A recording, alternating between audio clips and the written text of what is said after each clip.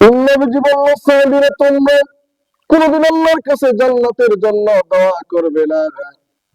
এক সাহাবী আদবের সাথে দাঁড়িয়ে বললেন, ইয়া রাসূলুল্লাহ, ইয়া হাবিবাল্লাহ, যে জান্নাতের জন্য ঘর ছাড়লাম, স্ত্রী ছাড়লাম, বাবা মা ছেলে সন্তান ছেড়ে দিয়ে আপনার ভালোবাসার মালাটুকু পরিধান করে আপনার কাছে আসলাম, আজকে আপনি বলতেছেন জান্নাতের জন্য আমরা দোয়া করব না?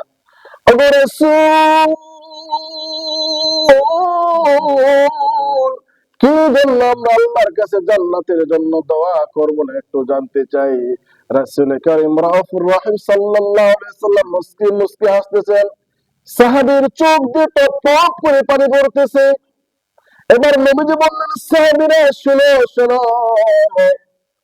কাল কিয়ামতের ময়দানে আমি নবী থাকবো জান্নাতের সর্বোচ্চ মাকাম জান্নাতুল ফিরদাউসের মধ্যে, আর তোমরা আমার সাহাবীরা থাকবে জান্নাতের মধ্যে। এটা কোনোদিন হতে পারে না, বরং তোমরা সকলে আল্লাহর কাছে দোয়া করবে, আল্লাহ আমাদেরকে আপনি জান্নাতুল ফিরদাউস দান করেন। জোরে কন্যা সুবহানাল্লাহ।